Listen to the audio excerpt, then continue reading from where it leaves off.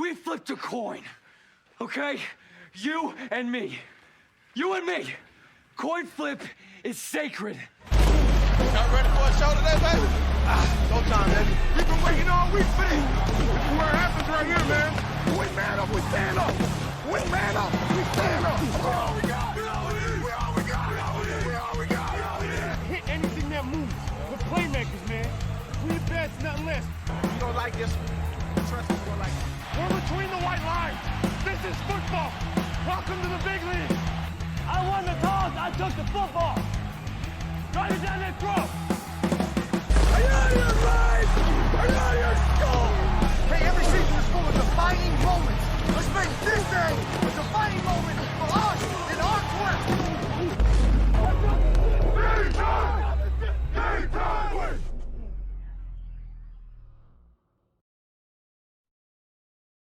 Welcome, everybody, to another episode of the CoinFlip Wildcard Edition. Be a little bit different format today with only 4 games to digest, and it's only Wednesday, but we did want to get some information out there and kind of get the overall matchup scheme, weather, stuff like that out there, and then follow it up with some content leading up to Saturday, which the first 2 games are Saturday, and then Sunday, of course, so everything's moved up a day.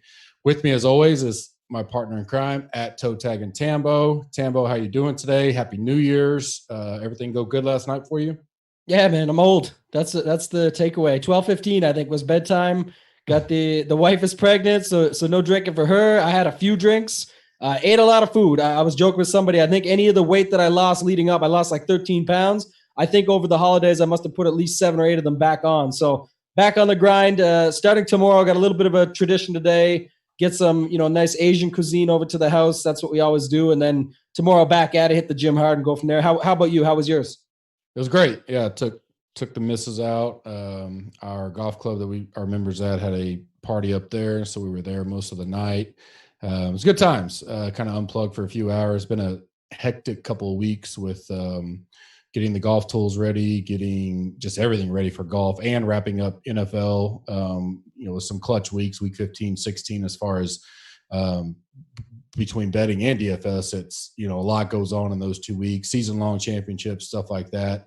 Busy time of the year, and then the way that the holidays have fell has really made it the content schedule. It's not a favor to have it fall on a Wednesday. And so a lot going on. I'm ready to get back to a full week of regular scheduled events, which will happen next week for the Sony. So looking forward to that. Overall, thoughts on just how the NFL season ended? Any surprises there at the end for you? Are these the best 12 teams, if you will, that you think made the playoffs? Was there anything that you thought you didn't see coming here as we wrapped up the regular season? I mean, just the last was, the big one for everyone, I think, was Miami pulling off that W. I couldn't be happier to see that, right? As a Ravens fan, that's good to get the Patriots dropped to the number 3. I mean, I hope we're going to get to the games this week. I'd love to see someone like a Tennessee take it to the Patriots and just end their shit quick. That'd be, one of the better things I could possibly see. Looks like heavy rain in that game this week as well in the early forecast. And I mean, it was already setting up, where, Bill's going to try and stop Derrick Henry. But now if his dudes or his linebackers are slipping in that rain, you don't want to mess with Derrick Henry in that weather. So I'm kind of hoping this could equal that Miami win, fluke as it was. Hopefully that could equal to an early exit for the Patriots this year. That'd be nice to see. Yeah, I think overall pretty solid games. I think all of them are going to be pretty close. I'd lean the Saints game could be a potential runaway just because the Saints are at home. But the Vikings are used to playing on turf. Obviously, they're in a dome as well. Their secondary is not the best, and it really kind of depends on Cook. I mean, if I hadn't even got an update on him yet, but if he can't go, I think it's the Saints are just going to kind of probably walk away with that one. But the other 3, I think, can be coin flip toss-ups. No pun intended. You can make arguments for any side of it.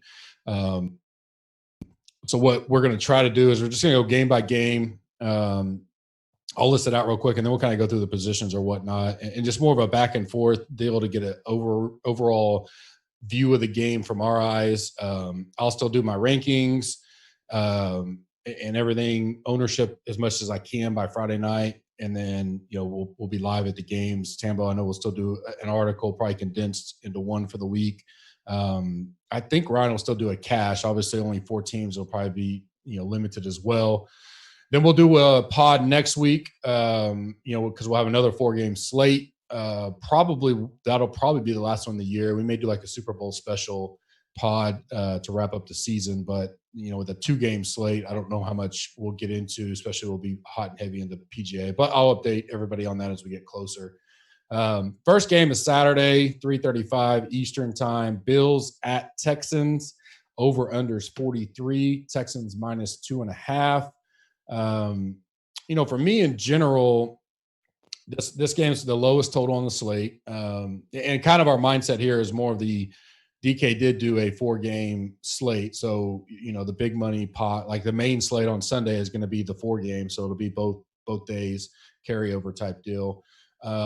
In general, do you think there's any, regardless how the game's kind of set up, because I think that factors, is there any strategy where you go, a lot of people will play the Saints Vikings, so I'm going to try to load up, or is the way the games are laid out factor the way you build it all this week, Tambo?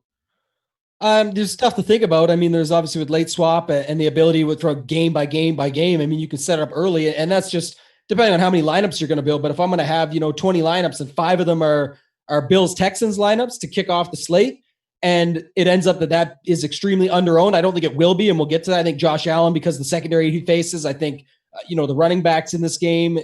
Everyone loves to play Deshaun Watson and talk him up. So. If Will Fuller's back at 4,900, it looks like he's going to be a go. He was limited again today, but should play. 4,900 is an extremely low price for a guy that we saw break multiple slates this year. And you would assume that Tre'Davious White will be on Hopkins as much as he can. They'll move Hopkins around, of course, but that's a guy you don't want to go up against. He's allowed 0 touchdowns this season. So, the ownership will move around because of that. But yeah, if this game is, underowned and I hit on it and I crush and end up smacking it in the face out of the gate, then you can look at moving some of your other plays around to get a little bit more chalky because you're already leveraged into a great position on the slate where you can build yourself up from there. And again, you got to know too what slate you're playing. We're talking all 4 games, but both sites, even after the backlash, FanDuel put one out. They went reverse. They went a 2 and a 2 game. Now DraftKings put out a Saturday. So, I mean, they're going to have 3 slates per site, right? Where you can play a full weekend, all 4 games, just a Saturday only, just a Sunday only. And then I'm talking with at least 2 game slates. Of course, they'll have showdown slates and whatnot as well. So a second quarter for nowadays, what they're trying to rake every 5 minutes. So I'm just talking in general. You got to know what slate you're playing and know how to leverage the position that you put yourself into. Yeah, absolutely.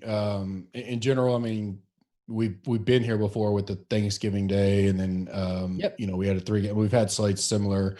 3 games on Saturday, the first Saturday that there was no college football. Hadn't really had a main slate crossover yet this year, but similar strategy. I mean, I think you just got to work through your models, your builds, your stories, and go, okay, if this happens, well, now I can, like Tambo said, you can leverage yourself in spots in the second half game. So, Vikings, Saints, Seahawks, Eagles.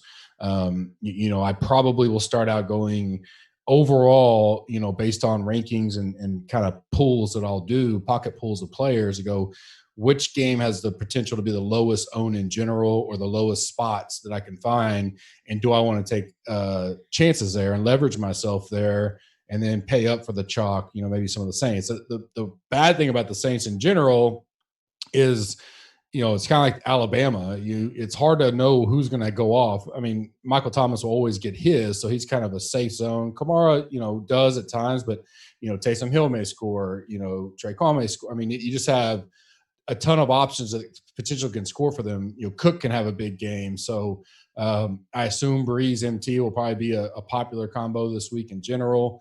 Outside of that, I think, even the Bills being the lowest point total, I mean, it goes from 43 to 49. It's playoff football, so it's big boy football time. And lower points in general, this kind of goes back to where I ended the audible. I mean, the emergency 9 with a few minutes ago was points are a premium now. I mean, so you don't have to get too cute. You got to build, and you got to get the guys that are going to score, because I don't see there being huge numbers this week as far as overall team totals. DFS teams is what I mean. And so, you don't value, maybe value, but they still got to score points. And I think that's important this week. So the next game, I'm just going to go through all 4 games with the line and the over-under, and then we'll go through the positions and just kind of talk about where we like. Titans-Patriots. Titans on the road, plus 4.5. Over-unders 44. Vikings at Saints. Saints is now -8. That's come up from -6.5. Over-unders 49.5, which that's come way up. It was 44.5 opener. Seahawks -2 at Philly. Over-under is 45. That line's moved quite a bit in the favor of Seattle. So we'll just start at quarterback. I'll lead off. In general, for me, you kind of mentioned it. I think Allen could be a good play. Houston's D obviously is their probably weakness of their team. Well, it is their weakness of their team. Can be scored upon. We saw that the last game of the year, although you can't read too much into that because of people sitting and whatnot. But if Buffalo's going to go on the road and win, and I think they can, I think they have a great team and still somewhat undervalued in the market overall, Josh Allen's going to have a big game. So I got him marked as a potential. Deshaun Watson will probably be the highest owned just right off the bat in general. But I like Josh Allen, and I potentially like Kirk Cousins if he's going to come in and be like just skipped over, because if the Saints do what the Saints are going to do, I think Cousins is going to have to throw a lot, a lot more than usual. And the Saints secondary can be thrown upon if they can get time. So, you're going to they have good wide receivers in Minnesota. And if Cook's there, which is big for me this week, if he's there to at least make the defense respect the running game, Cousins could have a big game and be massively under-owned in that spot, and you could run it back with some Saints. What about you in general at quarterback this week? No, it's early, but where are you at right now? Yeah, right now it's kind of like you said, a little bit early, but Breeze I think is going to be the most popular just on the slate, just because everyone wants to stack them up, like you said, with the Thomas stacks, all that. I'm with you, and I'm surprised. I'm not surprised you mentioned him because you've been on him all year on this pod with me and you together. But Cousins is the guy. I really like leveraging that game by just using the other side. And if you're looking at sites that do rankings and reports and all these projections and whatnot, you're going to see a lot of Cousins being down in the rankings. But what people will overlook is that all the quarterbacks are priced bunched completely up.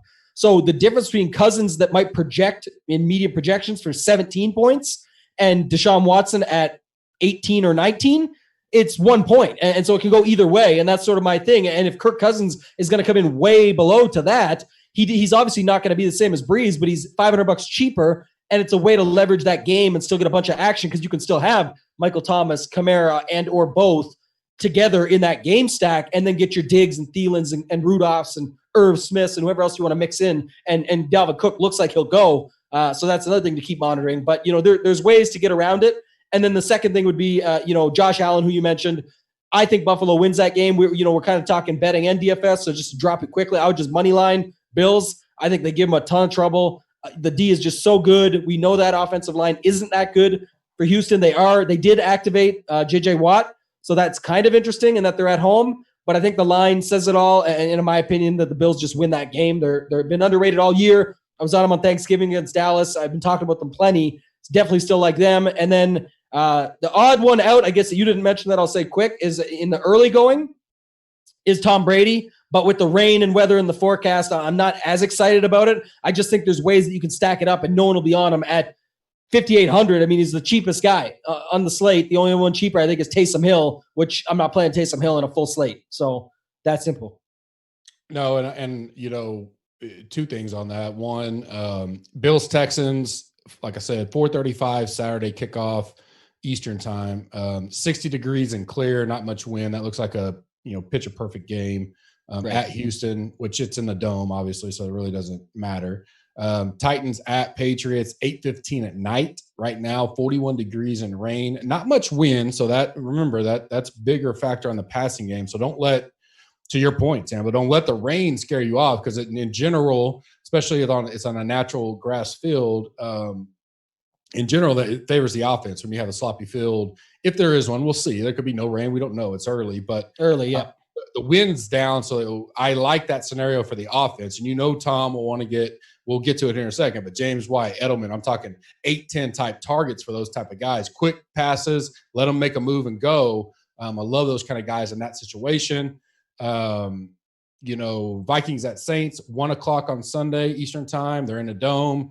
3 miles an hour. Obviously, no wind in a dome. Seahawks at Eagles. I think the reason why they have the wind on this one is because Houston will open up the roof sometimes. Seahawks at Eagles, 4:40 Eastern on Sunday, 43 degrees, partly cloudy, 9 to 10 mile an hour wind. So that game looks rather, enticing weather-wise. Just wanted to run by that real quick. I agree with what you said in general there.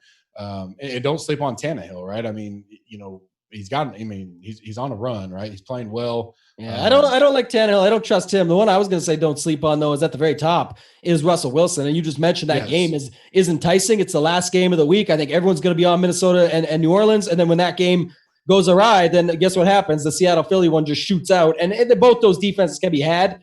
Russell Wilson at home, on the road. But I know that you talk about Lynch, you talk about all those guys that Travis Homer, that people are going to be excited about. I won't mind leveraging that by using the passing game there when everyone's on Breeze for $200 cheaper. So that's the last quarterback I would say. Well, and to your point, I believe you saw a little bit of it versus the 49ers, but they'll let him loose. Now that, all right, it's playoff time, it's do or die. We know Wilson's a great playoff quarterback, and they'll let him run more. So he will probably run and scramble more than he has at any point in the season to win that game at Philly if he has to. I think it's a horrible – I mean, the Eagles are just beat up. I think people will read too much into their streak they're on, but they beat the Redskins twice, I think, the Giants and the Cowboys. So let's not act like they were world beaters. And I can't say anything. My Cowboys suck ass. We know that. But they didn't beat a bunch of good teams, or they didn't beat a bunch of good defenses either. Not that Seattle is a great defense, but this will be the best team they've played in over a month by far, as far as motivation, team and all that. Dallas has obviously got a good roster, but we know what kind of shit show that is right now. But this is a different stand-up for them. And with all the injuries, especially if Lane Johnson is out and then Ertz, we'll see. That's huge for them. If Johnson is out, I mean, the Seahawks are already going to probably be my bet of the week, my favorite play of the week, especially money line. But, I like Wilson there. I agree with you. Running back wise, probably be a spot where people try to find some value. Like you said, Homer, Burkhead's getting some action. Lynch at 5,200 seems like a good play. I do like Kamara here. I think you kind of you can make a choice on Kamara or MT. You could squeeze them both, I guess. Cook may go completely overlooked, being $400 more than Kamara. And like you said, everything points to he's refreshed, ready to go. The worrisome about him, and this is a leverage play, is that one pop on that shoulder and is he done? And that's what you got to worry about. I mean, he screwed me in many different ways between season-long fantasy football and stuff like that. But it's a risk-reward deal. So if you play him and he plays all game, I think he will do well. But it's a big risk, and that's something you got to take. Derrick Henry, I've been on a lot in the last month. New England's tough. Like you mentioned, sloppy weather, cold. They know they got to stop him. I'm interested to get your thoughts if you like him. But Cook's probably my kind of, under the radar, could get massive leverage on the field. Kamara is safe for me. My favorite play is probably going to be James White. I think he gets a lot of targets this week. This is a type of game for him. Wouldn't be against White and Sonny Michel, dueling up there. And then I like Sanders. I think he's played well. I don't care that Jordan Howard's back on that. I think he proved himself to be the featured back. Seattle, we know, can be susceptible, especially passes out of the backfield and stuff like that. They're not the best D in the world. So if the Eagles are going to do anything, I definitely like Sanders there at 6,200. That's just a few names off the top of the bat. What about you? Yeah, I like the Kamara chalk. I'll stick with it. I don't care that he's heavily owned. I'll just build the lineups differently to make it work. But at 7,400, not just because he's started getting touchdowns now, but we've been waiting for this all season. The guy's just back. It's playoff. One thing you mentioned at the quarterback position that I think applies to the entire slate quickly is that the fact that it's the playoffs now, the teams don't really get too cute. They might get cute on a play or on a goal line stand or certain things like that, but they're going to play their best plays. It's like when we make DFS lineups, sometimes it's just play the best plays. And when the playoffs are on the line and it's a one game and you're out, doesn't matter what seed you are, you got to play your right play. So you might see Michael Thomas get 3 throws in the end zone, right? Or try a run with Kamara and then boom, Michael Thomas 3 in a row, because that's what the guy they have the faith and the trust in. So you can only leverage and get cute so much, but I think Kamara is one I'm not going to try and get cute with. I'll go with them. I like that you mentioned Sanders. Definitely on him. I think the interesting point is just, and now it looks like it's more clear than not, but when it wasn't clear, yesterday or the day before, if he's going to play or not, keep in mind you have Boston Scott there for $400 less. So if you did have to make a pivot or whatever it might be, you'd be okay. You just leave that money on the table. Sanders, for some reason, doesn't go as game time. drop down to Scott. So you don't got to be scared to start your lineups with Sanders. There will be pivots you can make later. One you didn't mention who I like is Singletary. I think, that especially if that pass rush gets going for Houston at home with J.J. Watt and those guys, those checkdowns to Singletary become very valuable at a $6,000 price tag. It's a little bit more than people are used to paying for him. Similar to a spot we just talked about in golf with Neiman being 8,000, and if he was 7,900, he'd be popular. I think if Singletary was 5,900, he'd be more popular than 6K, just for a little bit of sticker shock. James White, who you mentioned, and then I'll give you my take on Derrick Henry quick. I like Derrick Henry more than Dalvin Cook, only because the worry of Dalvin Cook and the fact that the Saints already are a terrible matchup for him. I know they like to run more. I know he can get there. I'll still use some of him, but I'd be more inclined to go to Derrick Henry, even though he's more money and so on and so forth, just because even though Bill Belichick's going to want to stop them like crazy, the fact that if there is going to be rain involved, I don't think it changes the game plan very much, but now I think there's more opportunity that they can make mistakes. Obviously, Henry could make the same mistake and slip himself or go the wrong route or whatever and trip and fall, but that's all stuff that you can't really account for. I just think it'd be better for him, and I think we know they're going to want to run it. And, man, Stephen Gilmore got his last week with Devontae Parker getting him, but I don't think that A.J. Brown is going to be as big of a factor here, and that can transition us to wide receiver, but I just don't think it's going to be the same.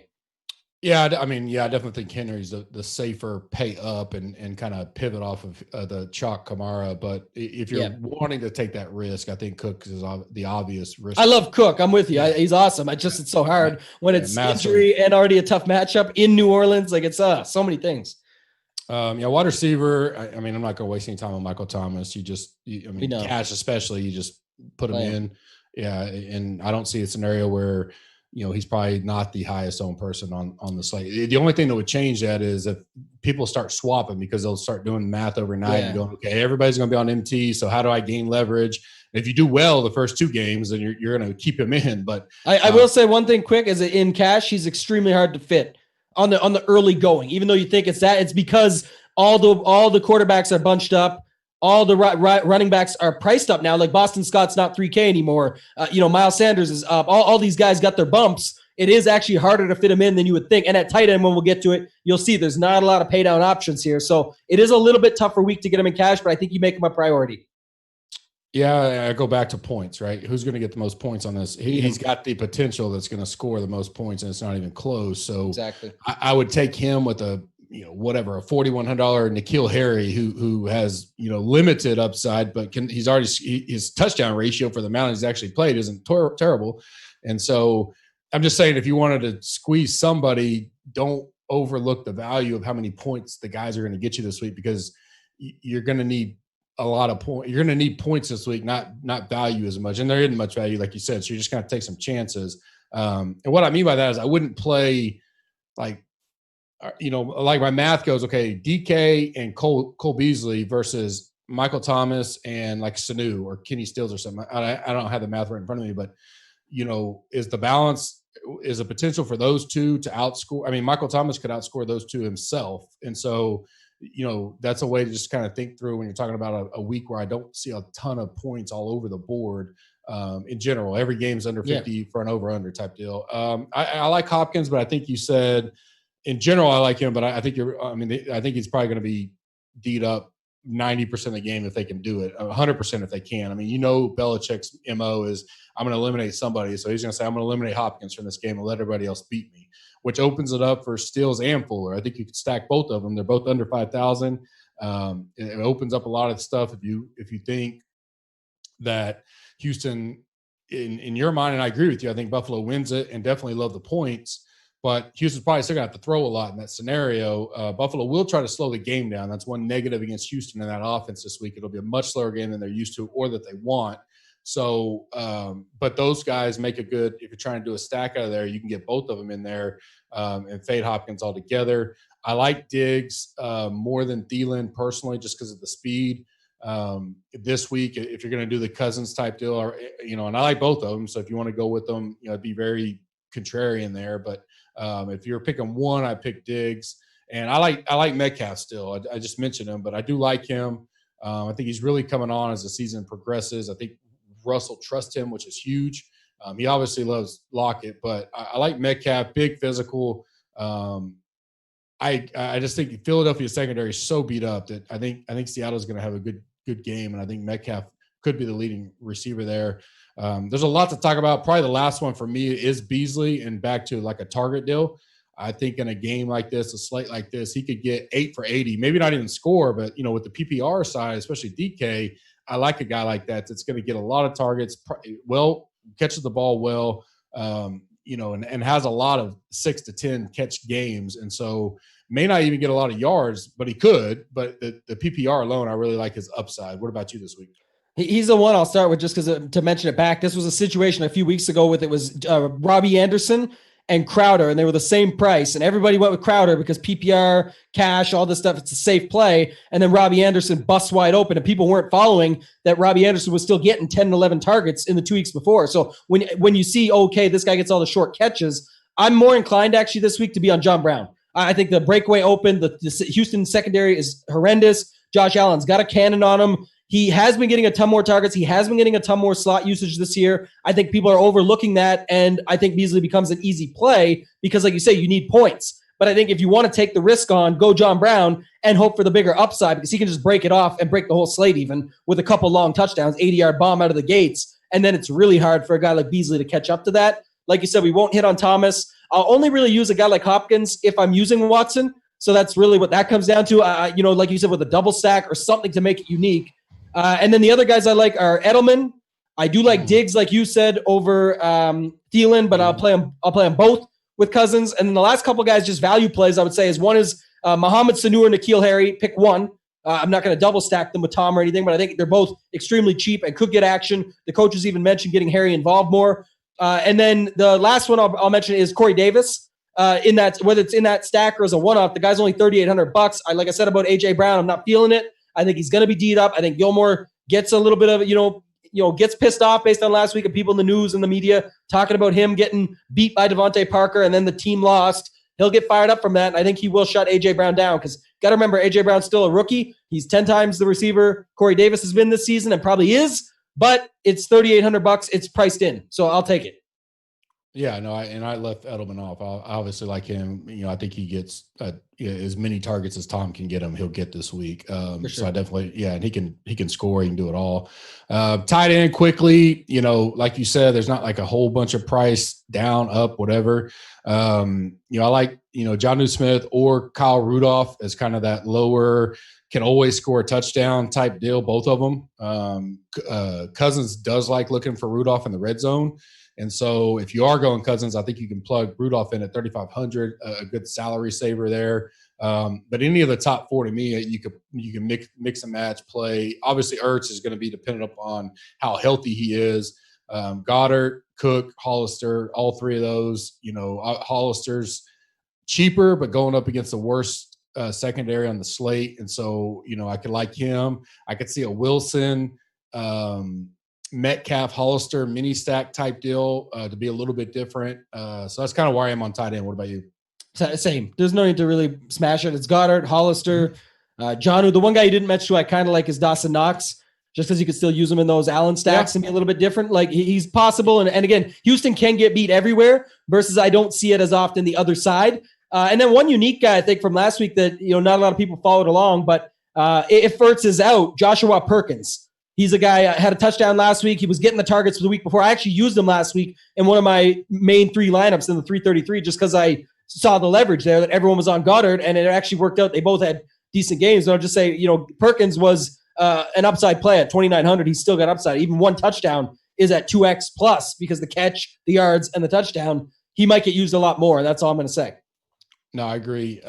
Defense, kind of wrap it up so we can get out of here. I know NBA is locking in 30 minutes for a lot of guys. I mean, the Patriots are going to be the one, but I agree with you. I think if I was picking one, it would be the Bills because of the potential to get to the quarterback and pick 6 turnover type deal. The Saints potentially, but I don't think the Saints are going to blow out even if they blow them out, I think the Vikings score. Cousins can obviously turn the ball over. But if I was playing 1D this week, it would be the Bills would be my favorite. If I wanted to go try to be super cheap, I guess I would go the Seahawks just because of the spot. Vikings, unless they get a touchdown or something, I don't see how they return value against the Saints. So I'd pay up to 600 and go. The only team I really like under would be the under 3,000 would be them. So I'd be probably between the Bills and the Seahawks for me. I don't know if I want to go to the Patriots. I could see that obviously paying off. They're not too priced up, so I don't mind them. They'll probably be pretty chalky. What about you?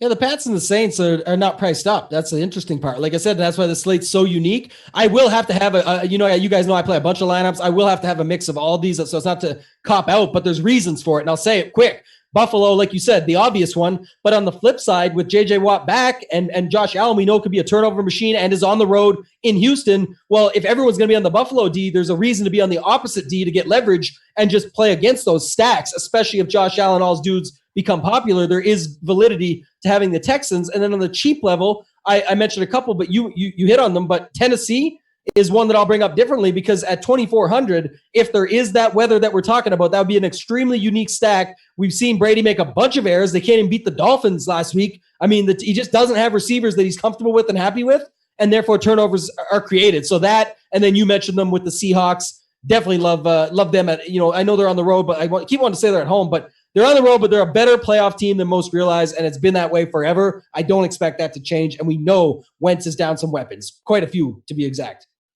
Yeah, that's an injury deal for me. They're just depleted, and like I said, I think people are going to say, "Well, they've been winning." Again, go look at the 4 teams they've played and where they finished the season at. None of them are not even close to the playoffs. Most of them are going to be picking in the top 5. So I don't over. And I love Wentz. Don't get me wrong; he's a great quarterback, but I'll take Russell Wilson pretty much fully staffed without a running back. But let's face it, I know a lot of people are making fun of, Marshawn Lynch and little weight he had, but. That was in the first half, and then all of a sudden they look like clowns in the second half because he did what he could do, right? And he's only going to probably get a little better, a little more in shape, a little more game ready, and so I think they'll be fine with Russell in the way that offense runs in general. Whereas Wentz is running out of people, like there's just there's bodies falling left and right, and I think Ertz and Lane Johnson's a big deal there. So overall, we'll still have our content out. There won't be an audible, obviously, because we got 2 more days, and then it's locking on Saturday. Be in the Slack answering questions all up until game time and throughout. Saturday night probably be around in case people have swap questions or how do I get onto, or if you have questions for just the 2-game slate. Say you're knocked out by Saturday and go, I'm gonna play the 2-man tomorrow. Certainly the same strategy applies in general. But if you have 2-game slate questions, shoot them over there in the live chat questions, and Tambo and I will get to them. So that'll be it for the week. Happy New Year to everybody. I will be back Monday with the Smash Factor, and Tambo will be back Monday as well with Kenny Kim for the Fantasy DGM podcast for the Sony Open. Good luck on your lineups tonight, basketball, college football, whatever, and good luck on your Tournament of Champions golf lineups tomorrow, and then we will grind Friday and early Saturday on some NFL stuff. So going to be a pretty action-packed 4 days sports-wise. A lot of good quality games and slates coming up. So looking forward to it. You guys have a great week. For JB behind the mic, Tambo, myself, all the Gups Corner team, we appreciate you this week, especially with the golf tool rollout. You guys have been awesome with the feedback there. Go check it out if you have not, like I mentioned at the beginning of the podcast, and we'll see you Monday night.